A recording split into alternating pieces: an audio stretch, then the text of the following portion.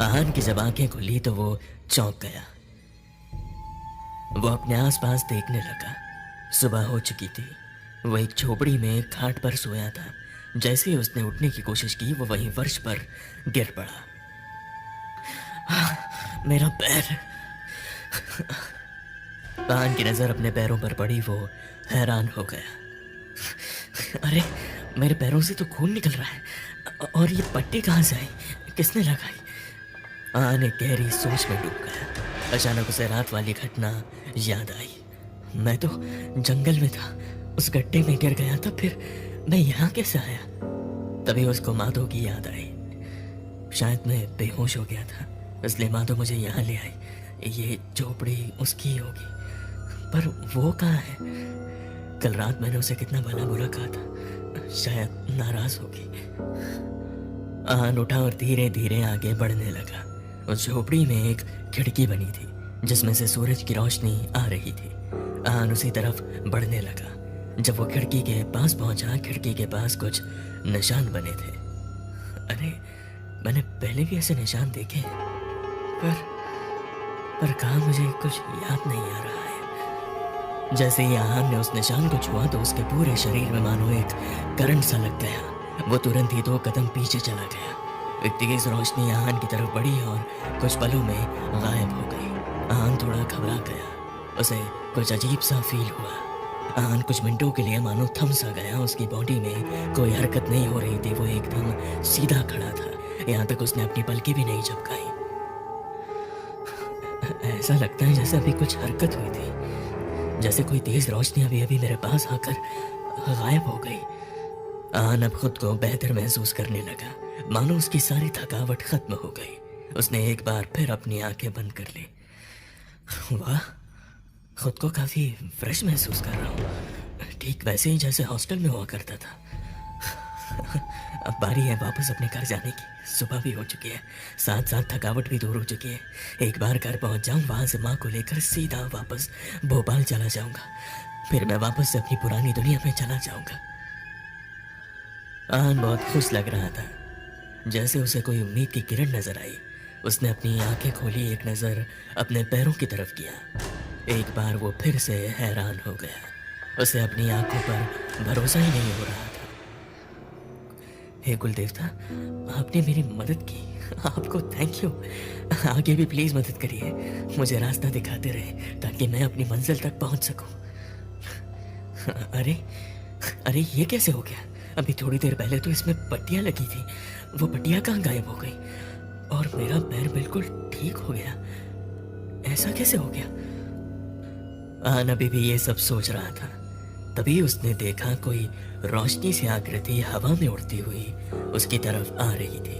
आहान ने अपनी पूरी लाइफ में ऐसी कोई चीज आज तक नहीं देखी थी। वो अंदर तक डर गया, ये सोच कर कि अब कोई और मुसीबत उसके पीछे ना पड़ी हो। ये क्या है जो हवा में उड़ता हुआ मेरी तरफ आ रहा है? वो आकृति अब आहान के बिल्कुल सामने खड़ी थी, बिना कोई हरकत किए। आहान को डर भी लग रहा था। उसने अपने डर को किसी कोने में छुपा लिया। वो निडर आवाज में बोला, कौन हो तुम? उस आकृति ने आहान के सवालों का कोई जवाब नहीं दिया। आहान ने एक बार फिर सवाल किया, कौन हो तुम? कुछ बोलते क्यों नहीं? मैं कौन हूं? ये कैसा सवाल है? अगर तुमने पूछ लिया है तो मैं तुम्हें बता देता हूं। मैं ही तुम हूं और तुम ही मैं। मतलब क्या है तुम्हारा? मैं कुछ समझा नहीं। मतलब बिल्कुल साफ है। मैं यहाँ खुद थोड़ी ना आया हूँ। कुछ देर पहले तो तुमने मुझे बुलाया। आहान हैरान सा उसे देख रहा था। मैंने बुलाया? तुम्हारा दिमाग तो ठीक है। और कौन हो तुम? क्या कोई जादूगर हो या कुछ और? कौन हो तुम? अपने अपने असली रूप में आ। मैंने कहा ना, तुम ही मैं हूं, मैं ही तुम। खुद को देखो, जमीन पर सारे सवाल के जवाब मिल जाएंगे। आहान ने जैसे जमीन की तरफ देखा, वो पूरी तरह हैरान सा रह गया। ये कैसे हो सकता है? मैं तुम्हारा मददगार हूं। अभी अभी तुमने मुझे याद किया था ना, तो मैं आ गया। आहान ने फिर एक बार आवाज की तरफ नजरें घुमाई। अरे कहाँ चला गया? अभी तो यही था। बस तुम चलते चलो, मैं हमेशा तुम्हारे साथ ही चलूंगा। आहान चौंक गया, इधर उधर देखने लगा। ये तो कहीं भी नहीं दिख रहा। फिर इसकी आवाज कैसे सुनाई पड़ रही है? आहान की निगाहें जिसे खोज रही थी वहां मौजूद नहीं था। एक बार फिर उसने वही बात दोहराई, जिसे सुनकर आहान चौंक गया। मुझे इधर उधर क्यों ढूंढ रहे हो? मैं तो तुम्हारे साथ ही चल रहा हूं, तुम्हारी परछाई बनकर। मैंने तुमसे पहले भी कहा था, दोबारा से बोलता हूं, तुम ही मैं हूं और मैं ही तुम। तो तुम्हारी पहेलियां मेरे समझ से बाहर है। जो भी बोलना है साफ साफ बोलो। ठीक है, अब ज्यादा समय बर्बाद ना करो, अपनी मंजिल की तरफ निकलो, तुम्हें सफलता जरूर मिलेगी। आहान चौंक कर नीचे की तरफ देखा। नीचे उसे दो परछाइयां नजर आ रही थी। दो परछाइयां, वो भी ठीक मेरी जैसी। आहान परेशान सा दिखने लगा। एक तो उसकी खुद की थी और दूसरा उस इंसान की जो हवा में आकृति के रूप में मौजूद था। हैरानी की बात यह थी कि उस परछाई में आहान का चेहरा साफ साफ नजर आ रहा था। आहान परेशान हो गया। ऐसा कैसे हो सकता है? परछाइयों में चेहरे कैसे दिख सकते हैं? कौन सी जगह है? मैं कहाँ पर हूँ? मुझे जल्द से जल्द रास्ता ढूंढना पड़ेगा। इससे पहले कि फिर से रात हो जाए, मुझे कुछ ना कुछ करना पड़ेगा। मुझे घर जाना है। घर तुम्हारी मंजिल नहीं है, तुम्हारी मंजिल तो कुछ और है। अरे ये तो माधो की आवाज है। आहान इधर उधर देखने लगा। दूर दूर तक कोई नजर नहीं आ रहा था। माधो कहाँ हो तुम?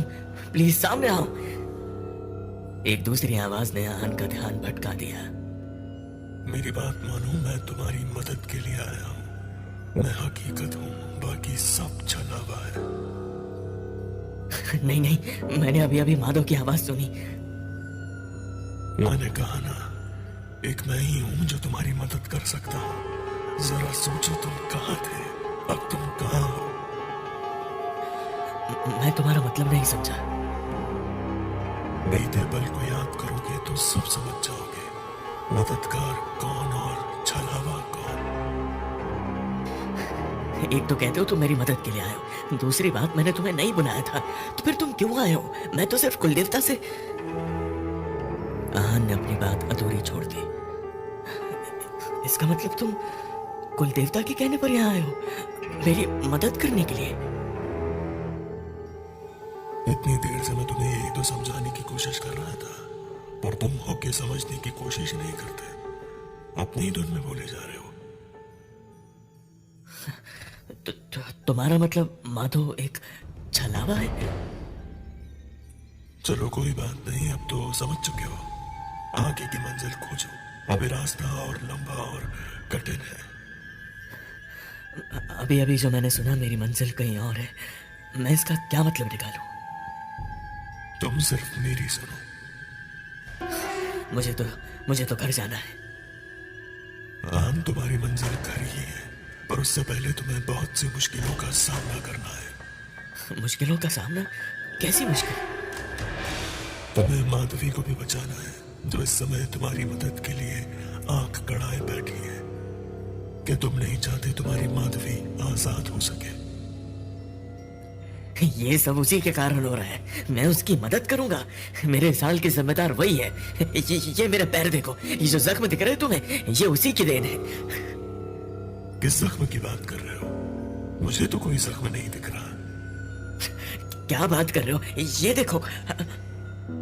कहता हुआ आहान अपने पैरों की तरफ देखने के लिए झुका और उसकी आंखें फटी की फटी रह गईं। आहान के साथ आके क्या हुआ, ये जानने के लिए कहानी का अगला भाग जरूर देखें और हमारे चैनल को सब्सक्राइब करें, वीडियो को लाइक कर दीजिए।